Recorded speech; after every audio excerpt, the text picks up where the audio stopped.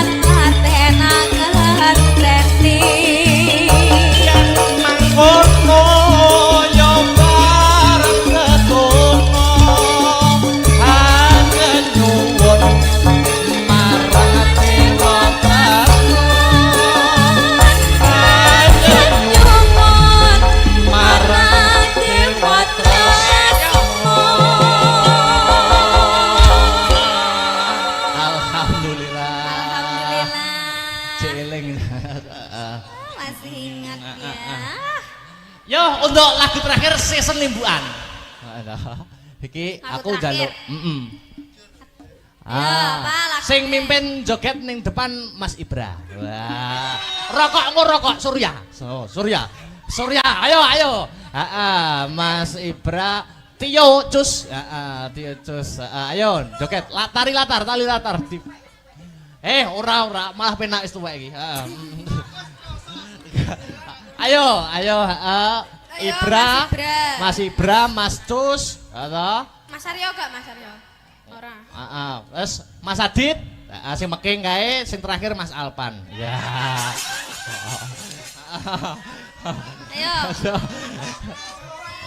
Ayo. Enek 4 iki. Nah, iki di live streaming lho, kondang kowe kok.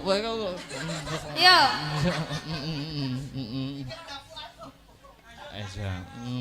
Kelakon apa to riri ngono ya Mas. Piro berarti ciro lupat. Oh ya. 4. Duh. Alpan kok ora iso ngadeg to. Mas. Bejo.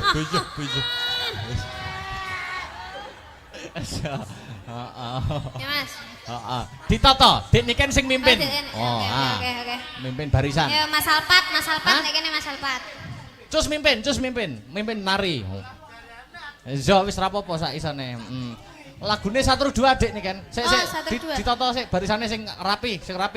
Mas Alpan mohon maaf sampean awar-awar wong dodolan nek kene Mas.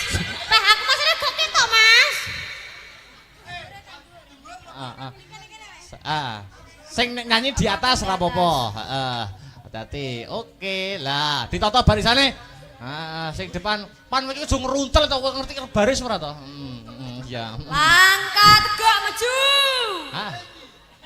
Sopo? Ya wis. Iki. Bocil sitok ya, disesel ya. Diseselke. Ya. Yo, baris ya. Siap.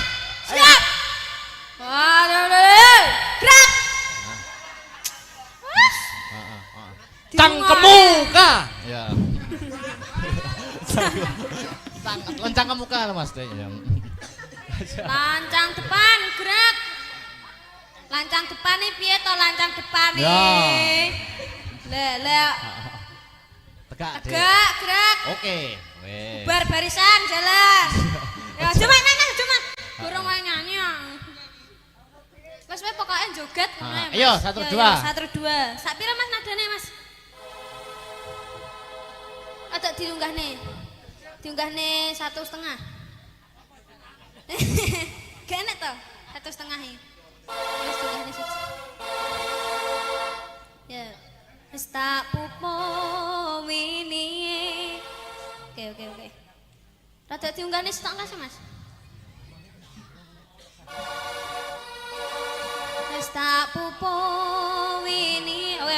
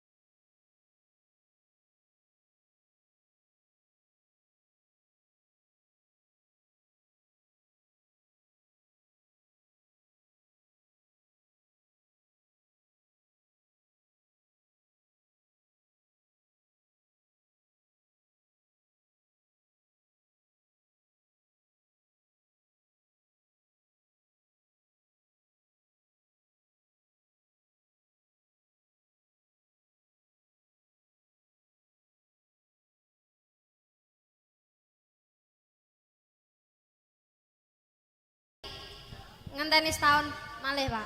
Sare dereng kula apalne ngoten lho panjenengan kok nggih mboten sanjang kula. Kok mboten sanjang?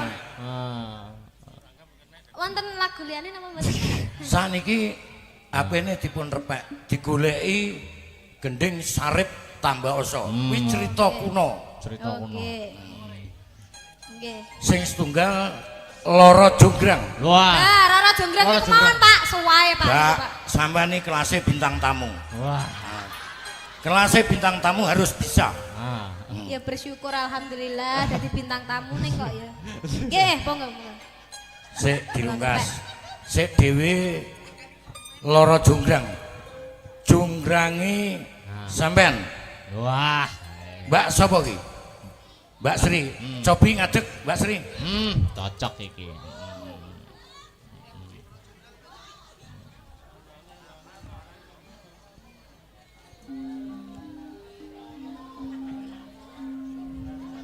Wah.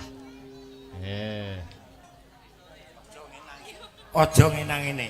Nggih. Nggih, Pak. Pripun, Pak? Wah. Nyun sewu. Nggih. Asmanipun panjenengan Pak sinten? Mas Akbar kula, Pak. Oh, Mas Akbar. Nggih. Suarane Akbar wis kondang, Nggih. tapi sayangnya aku urung nanggap. Wah. Nggih, Mang tanggap, Pak. Nggih. Kula akoni bucange Nggih. wiyogane panjenengan nom-nom Nggih. sigrak. Matur nuwun pangestune, Pak, nyambung Nggih. pangestune sing Muga-muga panjenengan sak kanca kula dongak-dongakne laris amin, lan amin, pangestune. rembaka. Nggih, pangestune, Pak. Tapi nyun sewu panjenengan nek pados Ibu Waranggono kok namung sak meter selawe kotor. Minim. Niku dereng ngertos wong lanang sedaya, Pak, mergi, Pak. Dereng ngerti. Wong lanang dereng ngertos. Dereng ngerti tapi pun paham. Wes. Wah, la iki. Saniki jenengan jonggrange. Nggih. Ya. Mas Akbar Bandume. Momrot. Oke. Ayo, Oke. prakmen. Jenengan napa, Pak? Koordinator. Loh, kula sutradara. Wah, Ngeri tenan. Kula kinten kalih jenengan, Pak. ya. Mengke mawon angkatane kula angkate. Kula Akbar napa Bandung, Pak? Wong nek delok gantenge kaya ngono ya Bandung. Oh, Bandung, oke. Nah. Conggrang teluk.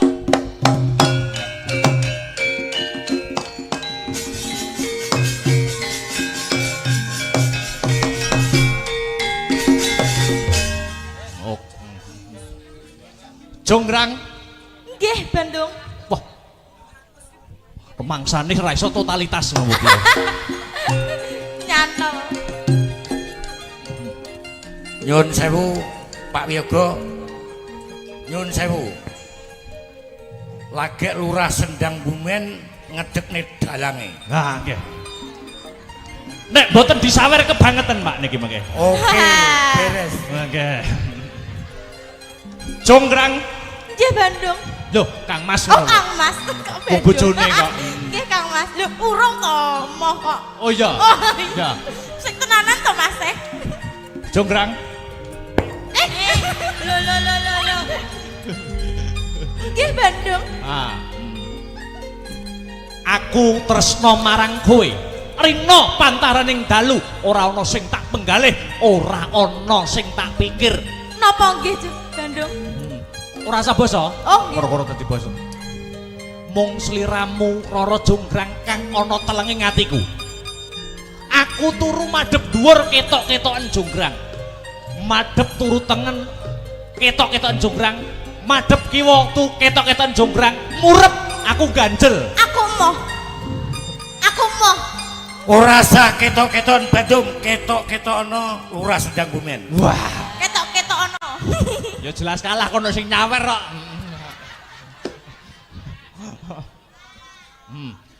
Ayo, Aku duwe bebono, Bandung. kowe duwe paminta? Nggih. Waton ora njaluk tumuruning lintang kang sarta rembulan mesti tak sembadani. Aku njaluk Candi Sewu Suwengi kudu dadi, Bandung. Kleru. Lah pripun? Ora candi. Lah napa? Bayi sewu Bayi sewu terusan ngeri.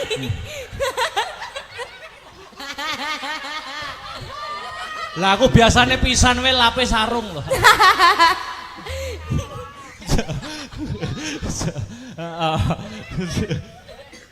Njaluk apa? Candi Sewu suwengi kudu dadi Bandung. Mangkono. Isih ana pamunut apa meneh? Candi Sewu Cukup kuwi. cukup kuwi? Ya apartemen bareng. Ya Njaluk mobil. sak akeh-akehmu. Iya. Aku muja marang para Gandharwa kang dadi baju barat. Baju barate Bandung Bondowoso. Tak cipta candi sewengi, sewengi bakal dadi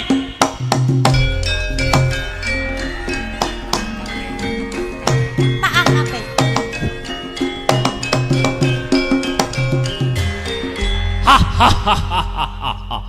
sawangan. Sik cepoten jok ora penak engko. Sawangan, sawangan. Ndi.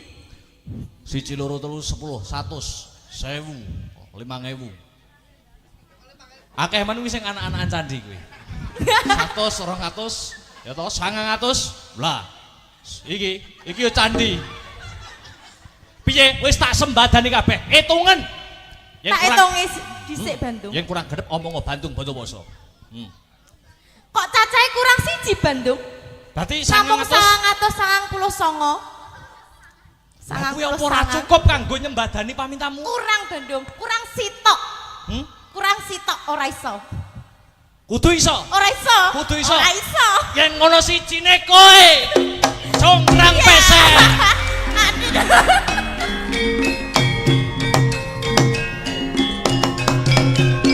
Oke.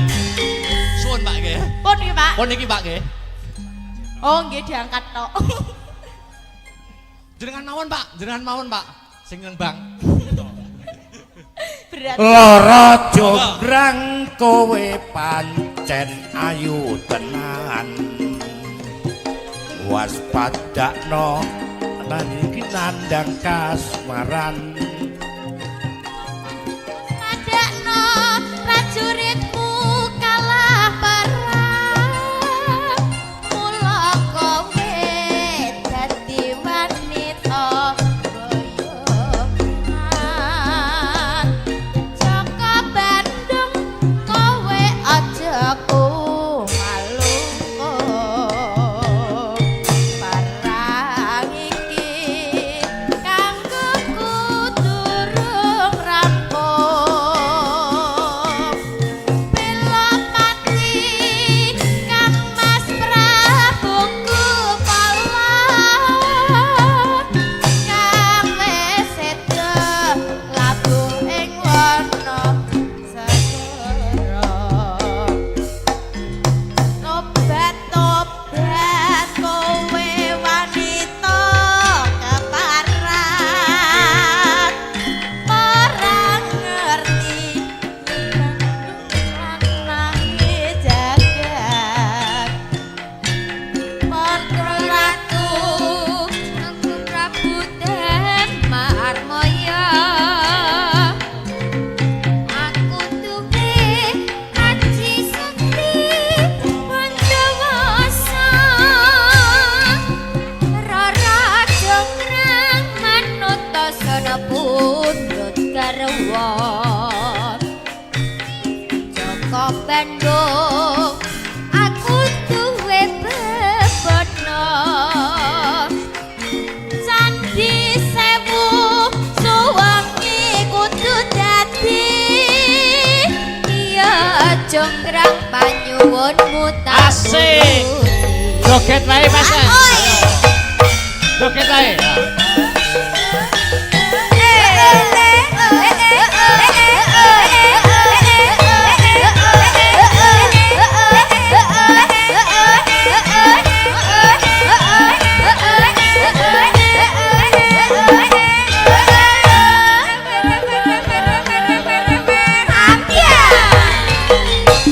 Rara jonggrang pancen kowe ayu tenan. Ora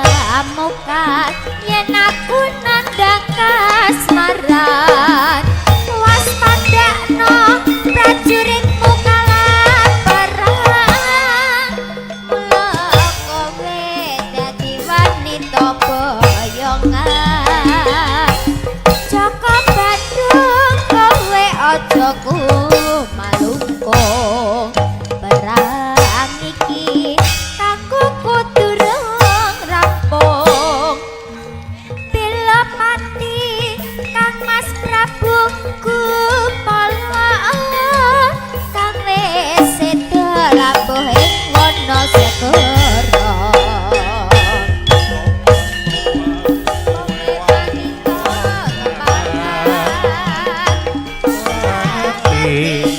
Bandung Asik. Panggih Prabu Marmaya aku duwe ati sekti Bondowoso ora jangkang manut Joko Bandung aku duwe bebono Candi Sewu sawangi kudu dadi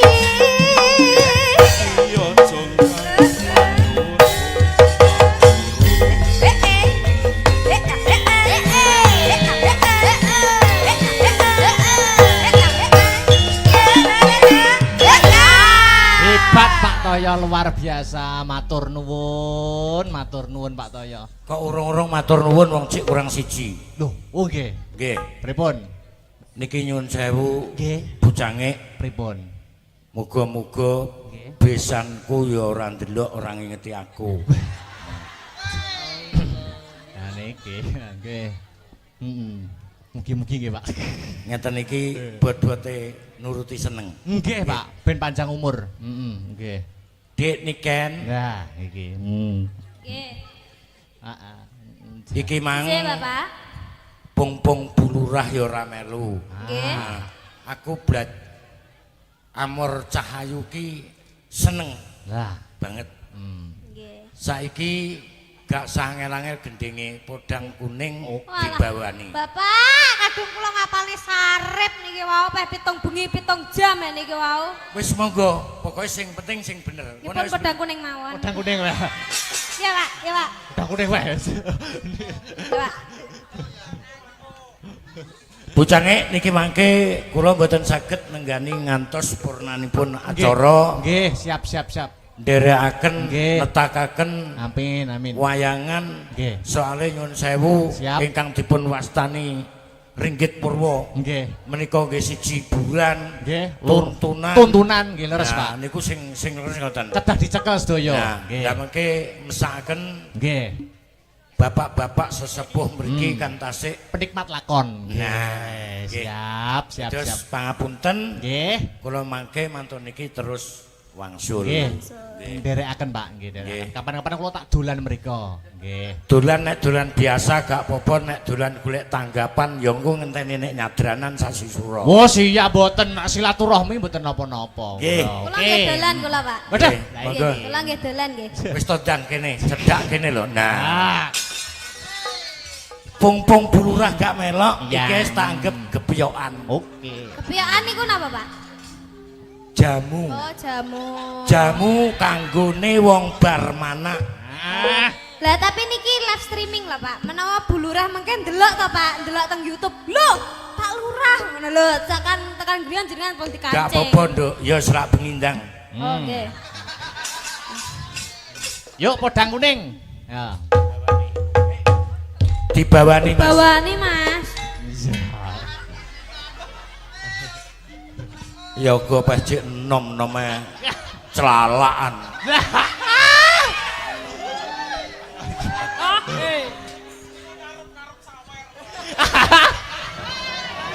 Ngarep-ngarep sawer. Piye wi mau sapa sing ngomong kuwi mau sapa?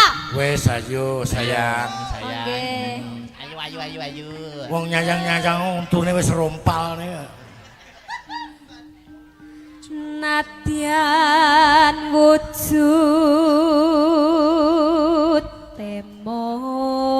temong paksi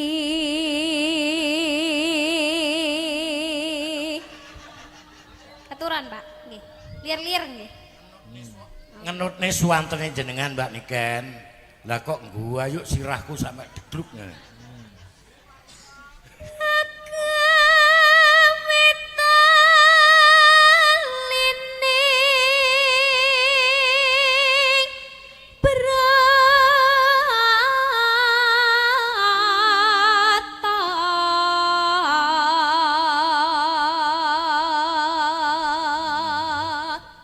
Ngono ae rada rene to. Nah. Alos manis toramra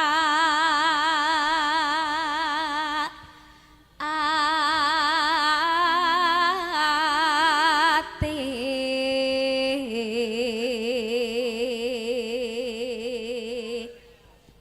jenengan Pak Wis aku tak menikmati. Terus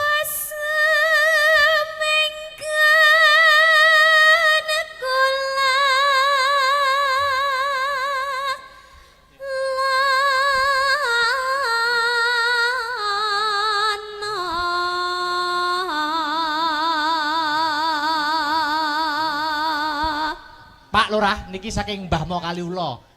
Ken nggih ken anu niken untuk niken kagem niken. Nah, Mbah. Wis gampang. Matur nuwun. Nah. Niko saking sinten Mas? Mbah Mo Kaliula nggih. Oh, Mbah Mo Mbah Mo Kaliula. Nggih. Kaliula. Nyuwun sewu Bapak Ibu sekalian ingkang kula hormati. Nggih. Mbak Niken niki cara manuk napa? Nah. Empret. Niki cara manuk labet. Manuk labet. Kok saged manuk labet, Pak? Mergo potongane ronge karo tutuke wis cocok. Manuk Niki labet. kengkene Mbah Wo. Oh, nggih, matur suwun Mbah Wo. Mbah Wo pundi? Mbah Wo Bujange? Kaliura. Kaliula. Mbah Wo Kaliula, Kaliula. Dadi aku wis ora nyawer lho ya. Wis diwakili Mbah Wo. Ah. Loh, benten Pak, seje Oh, benten. wong seje nganu Pak. Benten. Niki wau keng tangane Mbah Wo napa keng tangan kula? Lah. Keng tangane Mbah Wo terus tenggene tangane Mas Akbar, tenggene jenengan, tenggene kula. Berarti kan pertamane Mbah Wo. Loh, lah tapi terakhir sing nglongne kan aku. Loh. Terakhir nggih kula, kan sing nampani kula. Ya aja kuwatir, Aja sayang. kuwatir. Ah kok eker-ekeran temalih malu aku ini. Lanjut. Ya. Ayo tekan ndi meng. Goleki si podang kuning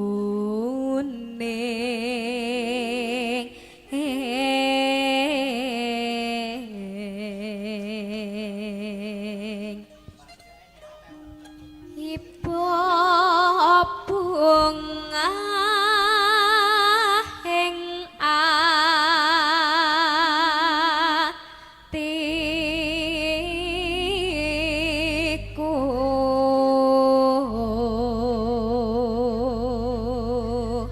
Gending podang kuning kawula aturaken dumateng khusus warga masyarakat dusun Babatan, mugi-mugi saged ngeyem-ngeyem ati panjenengan Pak Bu nggih.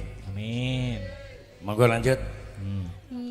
nyanding bisa dadi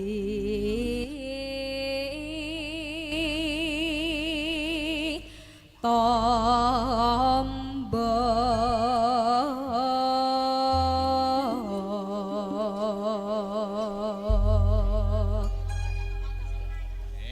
Yuk, podang kuning buka celuk. Esuk awan ning omah wis ora krasan kaluyuran anggoleki sing tak sayang mobeng miteranggon kok ngiteri ora krasa esok awan bengi eman yen nganti yo kang nyayang